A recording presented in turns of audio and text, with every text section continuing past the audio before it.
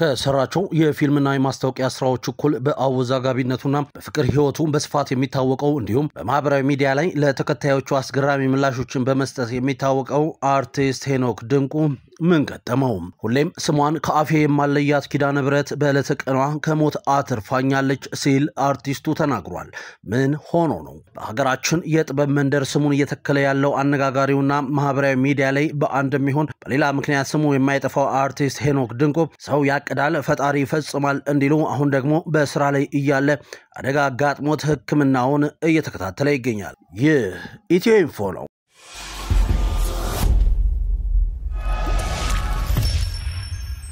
ይህንን ከ787,000 በላይ ሰብስክራይበር ያለውን የዩቲዩብ ቻናላችንን ሰብስክራይብ በማድረግ የደወል ምልክቷን በመጫን በየዕለቱ የምንለቃቸው አዳዲስ መረጃዎች በፍጥነት እንዲደርሷችሁ አድርጉ።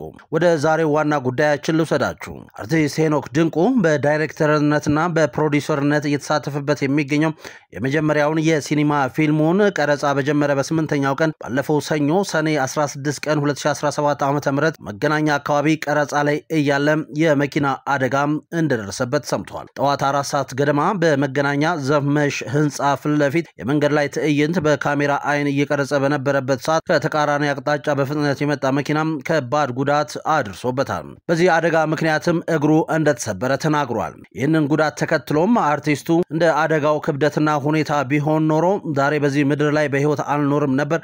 ነገር ግን ስሟን ከልጅነቴ ጀምሮ ከአፌ ለይቻት ማላቃት በቃል ኪዳኗ የምመካት እናቴ ቅድስት ኪዳነ ምህረት ልክ በክብረ በዓሏ ዕለት ከሞት ጥላ አትርፋኛለች። የሷ የርህራሄ እጅ ባይሆን ኖሮ ታሪኬ ሌላ ነበር ሲል ተናግሯል።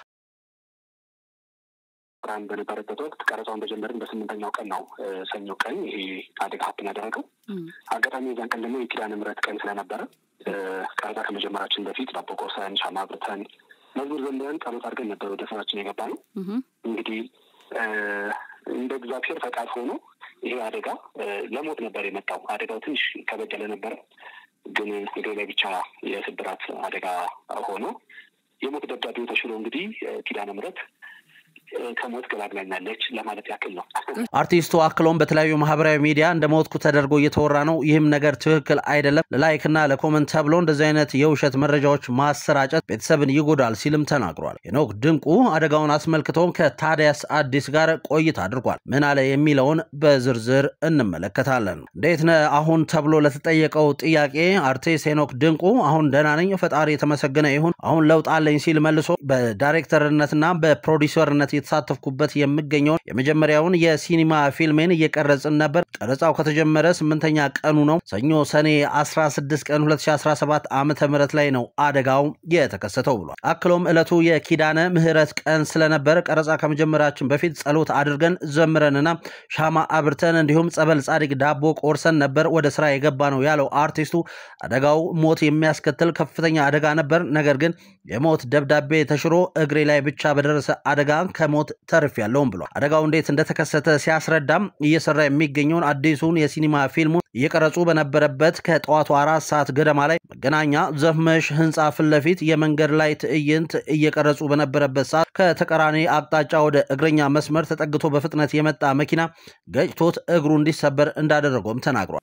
አይ አይደለም እያስከረከረው እና ኦሬዲ ቀረጻ እየቀረጸን ነበር። የነትና ማንዴላና ከታምሩ ብርሃኑ ጋር አንድ አዲስ የሲኒማ ፊልም ይዘን እየመጣን ነው።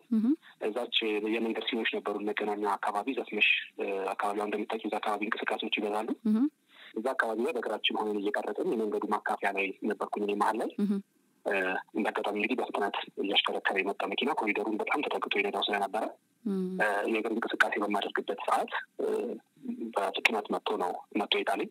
ፊልም ፕሮዲዩስ ሲያደርግ የመጀመሪያው እንዳልሆነ የተናገረው አርቲስቱም ይህንን ለየት የሚያደርገው ከፕሮዲዩሰርነት ባለፈም በዳይሬክተርነት የተሳተፈበት የሲኒማ ፊልም መሆኑ ነው ብሎ ፊልሙ ላይ ማንዴላና ታምሩ ብርሃኑን ጨምሮ ሌሎች አርቲስቶችም እንደሚሳተፉበት ጠቆም አድርጎ አልፏል። ሄኖክ ድንቁ በአደጋው እግሩ እንደተሰበረና ስብራቱን ለመጠገን እግሩ ላይ ጄሶ እንደተደረገለት እና ለሚቀጥሉ 3 ሳምንታት መንቀሳቀስ እንደማይችልም ተናግሯል። መገናኛ አካባቢ ብዙ አደጋ አይፈጠርም ምክንያቱም የተጨናነቀ ቦታ ነው ብሎ ነገር ግን አደጋ የደረሰበት አሽከርካሪ ከመገናኛ ወደ 22 በሚወስደው መንገድ ላይ በፍጥነት እየነዳ ስለነበር እንደሆነም ተናግሯል። አርቲስቱ ከዚህ ቀደም ቱሉ ዲምቱ አካባቢ ራይድ የሚሰራ አንድ ጓደኛው እንዲሁ ጫት በጫነ መኪና ተገጭቶ እርሱና ሌሎች 2 ሰዎች በአጠቃላይ 3 ሰዎች በመኪና አደጋ ህይወታቸውን ማጣታቸውን ተናግሮ ከዚህ ሀዘን ገና በቅጡ ሳያገግም ነው ሌላ አደጋ እኔ ላይ እየደረሰብኝ ብሏል። በኢትዮጵያ ውስጥ የትራፊክ አደጋ ቤቱን ያላንኳኳበት ማግኘት አይታሰብም ያለው አርቲስት ሄኖክ ድንቁ አሽከርካሪዎቻችን በተለይ ከተማ አካባቢ በጥንቃቄ ሊያሽከረክሩ እንደሚገባ